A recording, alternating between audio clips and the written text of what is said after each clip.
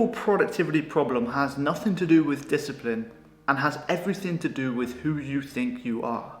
If you look into the mirror on a morning and you believe you are the most productive weapon on the planet, you go to the gym, you're discipline driven, and you believe it, you will start to actualize it because your brain is trying to protect your identity. Whereas if you see yourself as someone who procrastinates, I've really struggled to do the work. It's super difficult for me to sit down and be focused for hours at a time. I don't even go to the gym anymore. Your brain will again try and protect the identity by actualizing you in being unfocused, lazy, undisciplined, and unproductive. And in this video, I'm going to be showing you the identity loop framework on why you're unproductive at the moment, why you're struggling to do the work, and how we can flip this loop to finally allow you to be productive, maximally disciplined, and always focused to do the tasks you need to get done. And the first step to this issue is the core problem at hand. Your brain is trying to protect your identity. It's trying to work in adherence to who you believe you are. The millionaire who believes he's broke will end up broke within a finite amount of time because he believes it's so. He'll start to self-sabotage. The business that was running so well now starts to crumble because he's firing people for minuscule reasons and mistakes that aren't actually worth firing for, because his brain is trying to self-sabotage to adhere to the belief he's holding in his mind. The fat person who believes they're fat is going to self-sabotage, so when they go on the run to lose weight, they get 5 minutes in and they quit because the brain is trying to adhere to the self-identity.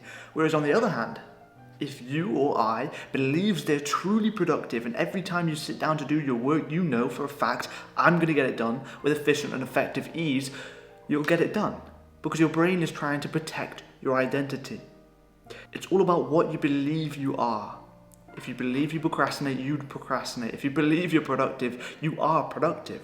Because like we said, if you wake up in the morning and you look into the mirror and you believe that you're someone who's always struggled with procrastination, you're someone who really struggles to focus, you're someone who's awful at getting their work done, then you're planting the seed of doubt and failure. So when you actually sit down to try and do the work, you have these voices and thoughts in your subconscious building the identity which is built for you to fail. And what is the identity loop framework? Because this is really how we're going to break this problem, this core problem that's leading you to procrastination. Because all this time you've thought it's your motivation, your dopamine, your hormone regulation, your focus, but it's actually just the way you see yourself. Belief, action, result, reinforcement. It's a simple framework. The belief, I am lazy. The action, you skip the gym workout because you're lazy, you're a lazy guy. The result, you feel awful and guilty. And the reinforced belief, I'm not disciplined, because you've adhered to that self-belief. Belief, I am unproductive. The result, you scroll on your phone and waste your entire day. The result, you feel guilty, you feel bad, you feel depressed and undisciplined. And the reinforced belief is that I am unproductive, I don't do my work, I'm a failure. See? You've proved it to yourself. And the more and more and more you prove to yourself that these negative beliefs you're holding for yourself are true, the more your brain starts to believe it, the more the identity sinks in, the trickier it becomes to break this loop. But it's possible. Can you imagine the opposite of this loop? The positive version of this loop? Belief. I am someone who keeps promises. The action, you tell yourself you're going to do 10 press-ups, you do 10 press-ups. The result, you feel great, you feel proud, you feel prideful, you feel confident, and the positively reinforcing belief is that I am someone who keeps promises to myself. I am productive. The belief, I am focused. The action, you sit down at your desk and you bang out 90 minutes of focused work. Your phone's in a different room. You've got a candle lit, curtains closed, one screen or tab open, and a clear to-do list of what you've got to get done. The result, you feel disciplined, driven, productive, like the man, and the positively reinforcing belief is the fact that you do your work. I am focused. And over a long period of time, bang, bang, bang, bang, bang, bang, bang, you end up having this as your identity. And then you never struggle with procrastination again because it's not who you are.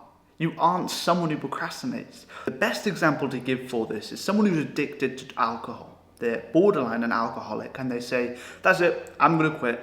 I'm gonna quit alcohol, it's bad for me.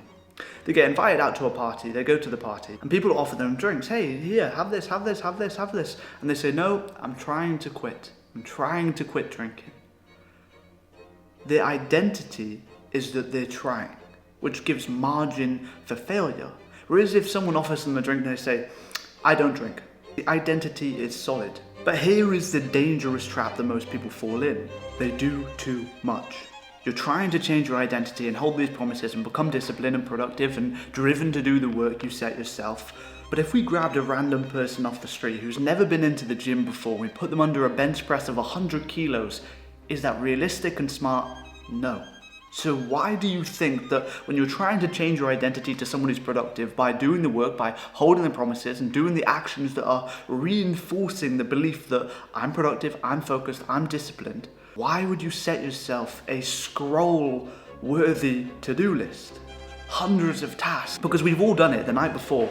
Oh yeah, tomorrow's going to be the best day of my life, the most disciplined, the most motivated, the most productive day of my life. And you set yourself hundreds of tasks and you wake up with this dreaded feeling that you have simply too much to get done.